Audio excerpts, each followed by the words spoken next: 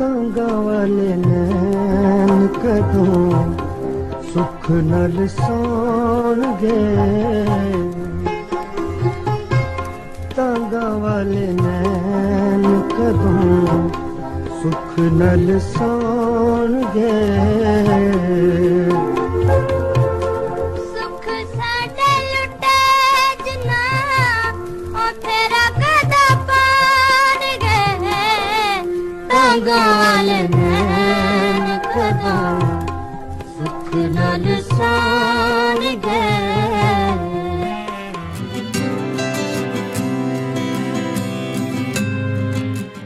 मुख्तलिफ शहर लाहौर पाकिस्तान के मुख्तलिफ शहरों के उनमें ट्रांसफ़र भी हुई उनकी। कराची हैदराबाद में रहे, खैरपुर में रहे एज ए प्रोड्यूसर, मुल्तान में रहे, लाहौर में बहुत अच्छा वक्त गुजरा उनका। फिर वो स्कर्दू चले गए। स्कर्दू में उन्होंने एक नई रवायत डाली। अच्छा, उनके अंदर ये थी खूबी, वो नई से नई चीज़ को करने के आदी थे, क्रिएट करते थे। वहाँ पे माहौल क्रिएट कर दिया म्यूज़िक का। वहाँ पता ही ना था किसी को, वो एक पहाड़ी इलाका है, जंगल है, मगर उन्होंने वहाँ पे भी एक म्यूज़िक का माहौल बना लिया और यहाँ से बहुत सारे आर्टिस्ट वहाँ गए। अच्छा, ये जो लाहौर से आर्टिस्ट जाते थे ना ऊपर, वो स्कर्दू में ना सबसे बड़ी एक अजीब बात थी कि वो बाई रोड का सफ़र था और बड़ा खौफनाक किस्म का सफ़र है। मैंने तो वो बहुत बार किया, मेरे वालिद साहब ने बहुत बार किया, और हमने पहली बार जब सफ़र किया तो मैं बड़ा खुश था कि हम स्कर्दू जा रहे हैं। और मैंने अब्बू से ख्वाहिश ज़ाहिर की कि मैं शीशे वाली सीट पे बैठूँगा, उनको बैठ जाऊँ। साथ मेरे वालिद साहब बैठ गए और मैं बाई शीशे की तरफ देख रहा था। बारिश शुरू हो गई, शाम ढलनी शुरू हो गई, तो क्या खूबसूरत मंजर पेश कर रहे थे। तो मैं सोच रहा हूँ कि यार ये कितना खूबसूरत नज़ारा है, ज़िंदगी कितनी हसीन है। अच्छा, जैसे जैसे वो टाइम गुजरता जा रहा है वैसे वैसे बारिश भी तेज़ होती जा रही है और बस लड़खड़ाती जा रही है। अब मुझे मेरे वालिद साहब कहते सो जाओ, मैंने कहा नहीं मैं बाहर देखूँगा। अच्छा, उन्होंने तुम्हारी मर्ज़ी देखो। फिर वो सो गए साथ, और मैंने शीशे अचानक मेरी नज़र पड़ी तो पिछला टायर जो बस का था, मुझे ऐसे लगा जैसे वो दरिया के ऊपर से आ रहा है। मैंने कहा ये शायद ये मेरा वहम होगा, मगर कुछ देर बाद मैंने कहा गौर तो करो। फिर मैंने गौर किया तो मुझे ऐसा लगा कि आधी बस दरिया के ऊपर से वापस आ रही है, क्योंकि छोटी सी सड़क थी और बस बड़ी स्पीड में चल रही थी और पिछला टायर था ना उसको ऐसे जा रहा था जैसे दरिया के बिल्कुल किनारे के ऊपर से वो गुजर रहा है। तो मैंने तो ऐसे कहते होश आवाज़ गुम हो गए और मैं हैरान परेशान हो गया कि क्या करूं। मैंने बात सोचूं, वालिद सबको जगह मैंने सारे को, सब सो रहे हैं बस में, सारे सो रहे हैं, किसी को नहीं पता। या मेरी तरह एक आधा और बंदा बैठा हुआ वही खौफ से देख रहा था, या मैं उसे देख रही या वो मुझे देख रहा था। और मैं ड्राइवर को भी देख रहा, मुझे ऐसा लग रहा है ड्राइवर सो रहा है और उसको नहीं पता कि बस ऊपर जा रही है। और ये मेरी ज़िंदगी का बड़ा एडवेंचर किस्म का सफ़र भी था और खौफनाक भी था। जब मैं स्कर्दू पहुंचा मैंने अब्बू से कहा कि ये इतना खौफनाक सफ़र आप वो कैसे कर लेते। अब्बू कहते हैं यार सिर्फ छोटी सी बात होती है, बैठो और सो जाओ क्योंकि सोने से आपको कोई डर और खौफ नहीं होगा। ज़िंदगी मौत तो अल्लाह के हाथ में है। तो वहाँ पे हमने प्रोग्राम किया 14 अगस्त को, 14 अगस्त 1996 को, 1996 में। तो लाहौर से आर्टिस्ट गए। अच्छा, वो उनके साथ भी यही वो सारी रात सफ़र किया उन्होंने बस में। वो रेडियो पाकिस्तान लाहौर से उस्ताद जाकिर अली खान, हबीब अली रेडियो पाकिस्तान के म्यूजिशियन वहाँ पे गए और हमने उनको क्या देखा, वो बस से उतरे, सबसे पहले उन्होंने ज़मीन को सजदा किया और कहते कि अबू कहते खान साहब अल्लाह आपका भला करे, आपने हमें यहाँ पे क्यों बुलाया। हमें तो ऐसे लगा जैसे हमें मौत ने गले लगा लिया है। तो हैरान भी हुए, सब हंसे भी कि ये क्या हुआ, आपने कभी ज़िंदगी में ऐसा सफ़र नहीं किया। नहीं, ऐसा सफ़र हमने किया नहीं, न दोबारा करेंगे। अब वापसी हम जहाज़ पे जाएंगे। अच्छा, प्रोग्राम ख़त्म हुआ, चलो इनको कहते हैं जहाज़ की टिकट बुक करवा देते हैं। अच्छा, जहाज़ वहाँ पे दिन में एक बार आता था, बोइंग बड़ा जेट तैयारा, तो क्योंकि वो एयरपोर्ट बहुत बड़ा है स्कर्दू का। तो टिकट बुक हो गई, एयरपोर्ट पे सब चले गए, तो पता लगा इस्लामाबाद से फ़्लाइट नहीं आई। रीज़न क्या था कि वहाँ पे बारिश हो रही थी। उन्होंने कहा चलो जी बारिश कल आ जाएगी। अच्छा, अगले दिन क्या हुआ कि अगले दिन स्कर्दू में बारिश हो गई और इतनी बारिश हुई कि वो जहाज़ एक हफ्ते तक बंद। अब सारे परेशान कि वापस कैसे जाएंगे। अब वो उनको कह रहे हैं कि यार वापस तो आपको बाई रोड जाना पड़ेगा। और फिर बड़े बेचारे बड़े दिल के साथ वो बस में बैठे, उन्होंने लाहौर पहुंचकर शुक्राने के नफल अदा किए। तो ये एक ज़िंदगी का एक एडवेंचर था जो स्कर्दू में मैंने अपने वालिद साहब को देखा। उन्होंने स्कर्दू में नई चीज़ें इतरा की, वहाँ पे ड्रामा रिकॉर्ड किया हमने, वो उनके लिए बड़ा हैरान था उस कम्युनिटी के लिए। तो काम की तो एंड तक, आखिरी वक्त तक वो काम नहीं छोड़ा उन्होंने, ना थकते थे। जब भी बैठते हम दोनों सारे हम दोनों भाई, मेरा छोटा भाई सरबत अली खान, वो रेडियो पाकिस्तान में प्रोड्यूसर भी है, और वालिद साहब के साथ जब भी बैठते तो वो नई चीज़, नई अंदाज में। एक बार हम सफ़र कर रहे थे यहाँ से गुजरात का, तो एक बस गुजरी, तो उस पर लिखा था तू लंघ जा साड़ी खैर है। मेरे वालिद साहब ने बैठे बैठे उसके ऊपर गाना कंपोज कर दिया, तू लंघ जा साड़ी खैर है, तेरे नाल अजला तो प्यार है, तेरे बाजो दिल नहीं लगना। कुछ इस कदम का था कि बड़ा खूबसूरत गाना था, तू लंघ जा साड़ी खैर है। तो वो बैठे बैठे ना उनकी कंपोजिशनों का एक रंग बनता था, उनका एक अंदाज बनता था। एक उनकी बहुत अच्छी कंपोजिशन है, मेरियां गल्लां याद करेंगी फिर भी मैं तेनू याद आवांगा, गुलाम अली ने गाई, और बहुत खूबसूरत कंपोजिशन है।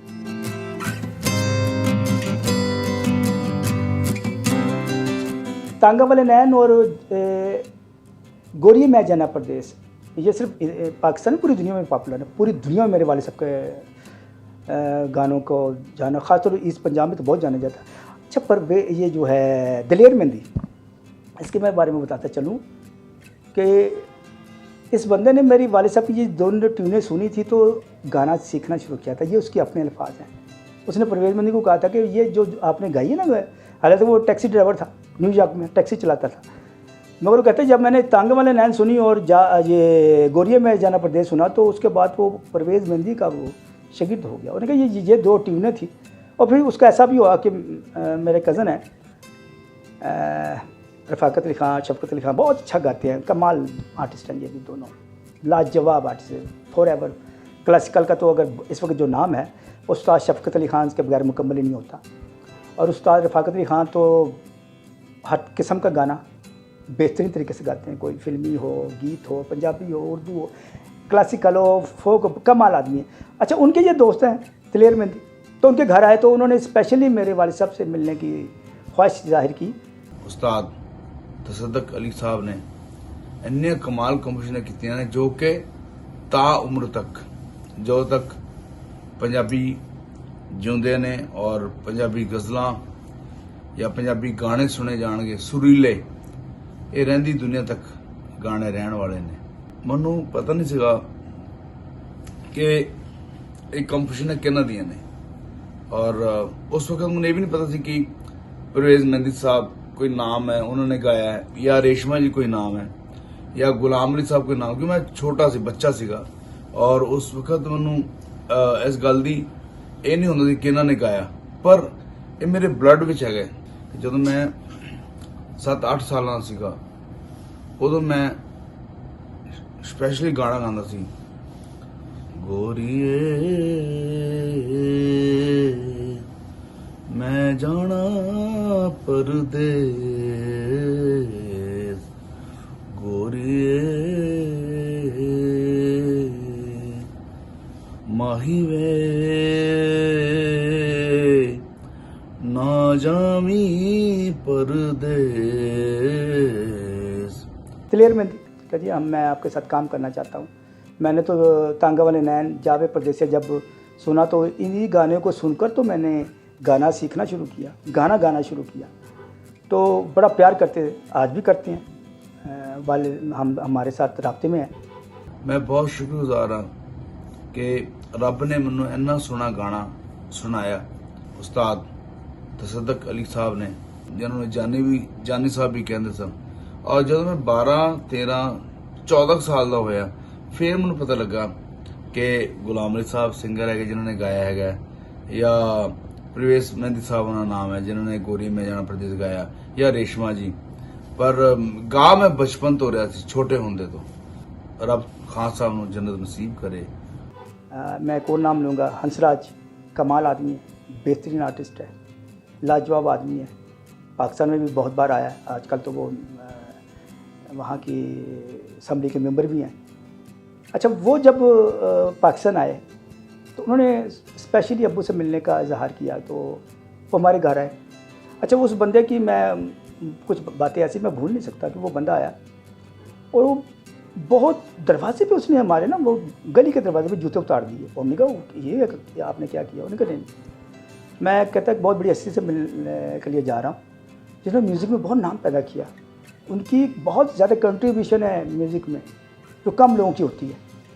और वो हमने उसको बड़ी कोशिश की भाई ऊपर बैठ जाओ, सोफे पे बैठ जाओ। कि नहीं, मैं ज़मीन पे बैठूंगा। मेरे वालिद साहब के सामने नीचे ज़मीन पे बैठा रहा जब तक जितनी देर बैठा रहा। वो बड़ा प्यार किया उस बंदे ने, बहुत प्यार किया। बड़े सगीर में सबसे बड़ा घराना संगीत का शाम 84 घराना। तो शाम 84 घराने में मियाँ करीम बख्श से लेकर जिनको मैं सुर का देवता मानता हूँ, उस्ताद सलामत अली खान साहब जी, उनके भाई भी तसद्दुक अली साहब, जिन्होंने सैकड़े ऐसी तर्जें बनाई, ट्यून्स बनाई जो दुनिया में अमर हो गई। मेरी और से खाक सर की ओर से उनको खराज अकीदत, अल्लाह उनको बेहतर अपने कदमों में जगह दे, जन्नत नसीब हो।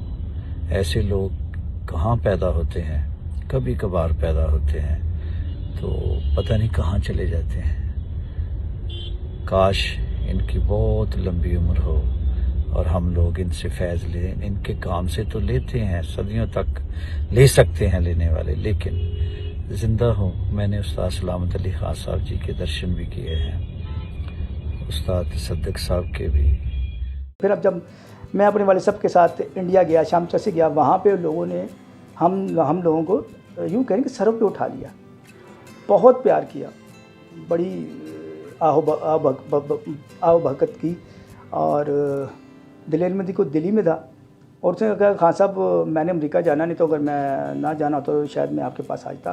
मगर हम हंसराज हंस से मिलने जलंधर गए उसके घर और उसने वहाँ भी बड़ी मरी भगत की और क्या माल आदमी था। एक और शागिर्द है मेरा उस्ताद सलामत अली खान का, दिलजीत कमाल आर्टिस्ट है, वो लाजवाब आर्टिस्ट है, वो अपने उस एरिया का, आज भी माशाल्लाह अच्छा गाता है। और उसने बड़ा प्यार किया। शाम 84 में हमारे जहाँ भी गए वो हमारे साथ गया। तो मेरे वालिद साहब की एक आखिरी ख्वाहिश थी, 2011 में हम वहाँ पे गए और वहाँ पे हमने सारी अपनी मेरे वालिद साहब ने अपनी जन्मभूमि देखी, अपना घर देखा, अपनी हवेली देखी, यहाँ पे वो खेला करते थे उस गलियों में, उनको वो देखा उन्होंने। तो वो याद करके रोया करते थे कि यार मैं छोटा सा था तो मैं इधर कभी भाग जाते थे, जैसे बच्चे आप शरारतें करते हैं, ऐसे था। मैं भी उनको शाम 84 को देख के बड़ा हैरान हुआ कि वो इतना अर्सा गुजरने के बावजूद भी आज भी वो कस्बा, अब छोटा सा शहर बना, पहले कस्बा होता था, मगर बहुत खूबसूरत जगह है।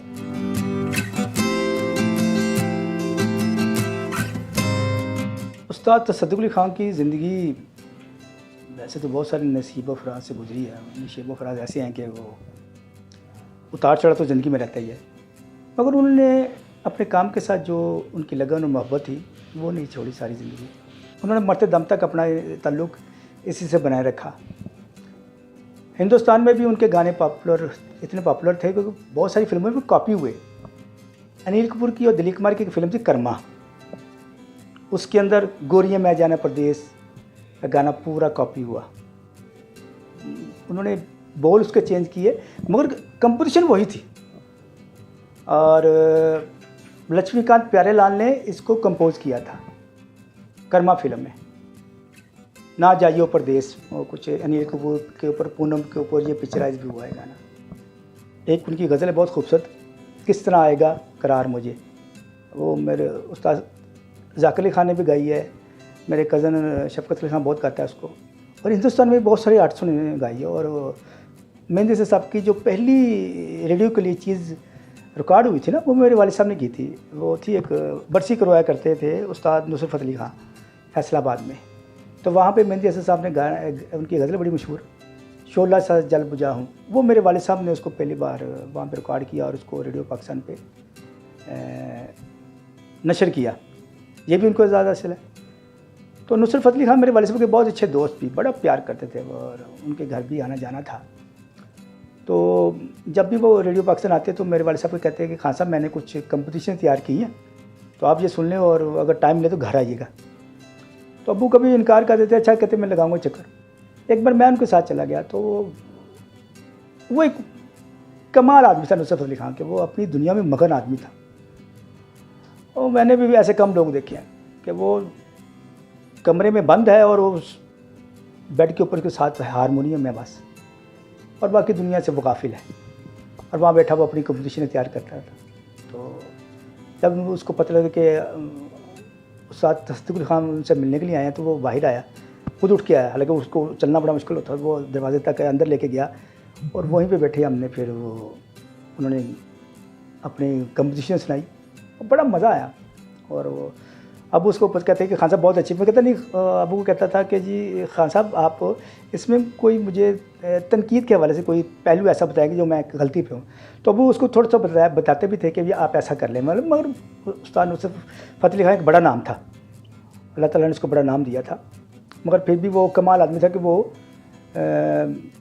मेरे वालिद साहब से और उस्ताद सलामत अली खान, उस्ताद अख्तर नज़ाकत अली खान से बड़ा मुतासर था, और उनको सारी ज़िंदगी बैठ के सुना है। वो कहता था कि मैं तो क्लासिकल गवैया नहीं हूँ, मगर मैंने उस्ताद सलामत अली खान को जितना सुना है, और मेरा नहीं ख्याल कि कोई किसी बंदे ने इतना सुना हो, कोई शक भी नहीं था, क्योंकि वो अपने वालिद साहब की बरसी किया करता था फैसलाबाद में, और ये एक बड़ा नाम थे वो जिनको बैठ के सुना करता था।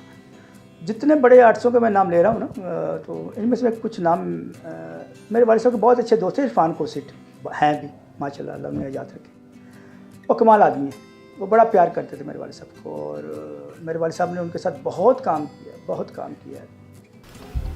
ये आज जो तकरीब हो रही है, इसमें पहला एतराज़ मेरा ये है कि आइंदा जब भी इनके बारे में आप कोई तकरीब करें तो लेट मत लिखिए।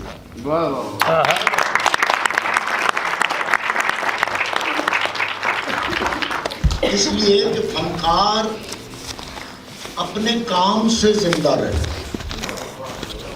जब तक उसका काम जिंदा रहता है वो भी जिंदा रहता है। मेरी खुशबख्ती ये है कि मैं उस्ताद तसद्दुक़ अली खान जैसी यूनिवर्सिटी के साथ रहा। बहुत कुछ सारी ज़िंदगी मैंने भी देखा तसद्दुक़ अली खान साहब को बहुत करीब से। तसद्दुक़ अली खान साहब ने सबकी धुनें बनाई, मेरे लिए नहीं। मेरी बदकिस्मती कि इत्तेफाक ऐसा हुआ कि चांस नहीं बना, मेरा हक सबसे ज़्यादा था तेरी महफिल में, मेरे हिस्से में फ़कत टूटा हुआ जाम आया। तो मैंने फिर ये किया कि मैं घर से एक गाना बनाया, मैंने उसकी धुन बनाई, और जन्नत नसीब करे तालिब शीशी साहब का एक गीत मुझे मिला, उसकी तर्ज बना के मैं ले गया सदक साहब के पास, तो खुश हो गए, वो जा रहे थे बड़ा अच्छा होने के बाद। मैंने बहुत से गाने किए जान के ज़माने में, झूठ बोलनी है झूठी है आकाशवाणी है, तो सदक साहब ने रिकॉर्ड किया। तो सदक साहब ने रिकॉर्ड किया और कहा कि जितने मेन सिंगर हैं सारे एक क्लास, वो सारे खड़े होके कोरस गाओ शौकत अली के साथ। और उसका अवार्ड जो है गवर्नमेंट ऑफ पाकिस्तान की तरफ से तमगा क़ायद आज़म रेडियो पाकिस्तान लाहौर को मिला, वो भी सब इनकी बदौलत।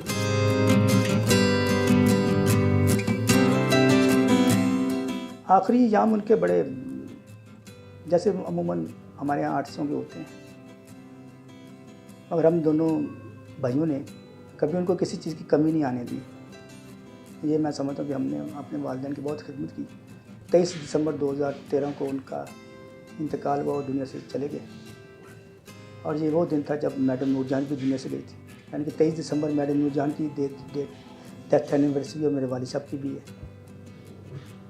तो बड़े लोगों को बस याद ही किया जाता है, उनके काम को याद ही किया जाता है। आखिर में वो है कि छोटा सा शेर है, हज़ारों साल नरगिस अपनी बेनूरी पे रोती है, बड़ी मुश्किल से होता है चमन में दीदावर पैदा। और हर फील्ड का एक लीडर होता है, हर फील्ड का क्रिएटर होता है। तो मैं समझता हूँ कि उस्ताद तसद्दुक़ अली खान एक म्यूज़िक फील्ड के, म्यूज़िक इंडस्ट्री के बहुत बड़े लैंग्वेज थे, उन्होंने बहुत काम किया। उनके भी उस्तादों शागिर्दों की बहुत बड़ी तादाद है, पाकिस्तान में भी है। दुनिया में फैले हुए हैं। बड़ा प्यार करते हैं लोग आज भी उनसे, और हमें जब उनकी बरसी होती है तो बड़ी बड़ी दूर से उनके लिए आते हैं, हमारे फ़ोन भी आते हैं। उनसे प्यार के लम्हे भूल नहीं सकते मैं अपने वाली साहब के साथ जो गुजरा है टाइम।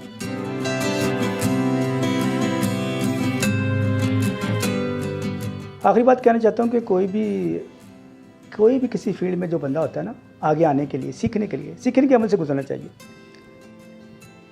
भला वो गाना हो, लखारी हो, शायर हो, बोलने वाला हो, यानी कि कोई भी एक्टिंग हो, कोई भी फील्ड ले लें, मैनेजमेंट की हो, साइंसदान हो, डॉक्टर हो, जब तक आप उसके सीखने के अमल से नहीं गुजरेंगे तो आप कुछ नहीं कर सकते। इसमें कोई शक नहीं कि आजकल बहुत सारी मशीनें आ चुकी हैं जो आपकी आवाज़ को पॉलिश कर देती हैं और वो बेहतरीन से बेहतरीन सिंगर बन के सामने भी आ जाता है, पॉपुलर भी होता है, मगर वो कुछ अर्से के बाद फेड हो जाता है। आप बड़ों लोगों को नाम याद रखिएगा कि वो पॉपुलर क्यों थे, वो फॉरएवर क्यों हैं, क्योंकि वो बड़ी मेहनत करते थे, वो अपने काम के साथ इंसाफ करते थे, ईमानदारी से करते थे। हमारे बहुत प्यारे टीचर थे, अल्लाह ताला उन्हें जन्नत फ़िरदौस में जगह दे, डॉक्टर मुखलिसुद्दीन शेख साहब, और उनके ज़ेरे साया मैंने काम भी किया है, बहुत कुछ सीखने को मिला वहाँ उनसे। तो वो एक बात कहा करते थे कि मीडिया के अंदर हम मिस्त्री तो तैयार कर रहे हैं, क्रिएटर कोई नहीं तैयार कर रहे। ये सच है। मिस्त्री कैमरा ऑपरेट करना, पेंसिल पकड़ना, माइक पकड़ना, कंसोल को चलाना और इधर उधर भागना, ये हर बंदा कर लेता है। उसके अंदर क्रिएटिविटी नहीं कोई है। वो किसी जिधर मुकदर दौड़ी जाता है, उन्हें पता नहीं कि मैं करना क्या। जब तक वो सही कहते थे, जब तक आप किसी फील्ड में घुसने के लिए उसके साथ खेलेंगे नहीं तो आपको कुछ नहीं आएगा। सीखने के अमल से गुजरें, बड़ों का एहतराम करें, उस्तादों की कदर करें, क्योंकि ऐसे उस्ताद दोबारा नहीं मिला करते। जो आपको अवेलेबल है उनसे प्यार करें, उनसे कुछ हासिल करने की कोशिश करें। अगर सीखना है, बड़े आर्टिस्टों को सुनें, बड़े आर्टिस्टों को देखें, उनको देखकर ही आप सब कुछ कर सकते हैं और अपनी ज़िंदगी का वो मकसद हासिल कर सकते हैं जो आप हासिल करना चाहते हैं। भला वो आर्टिस्ट हो, राइटर हो, कोई भी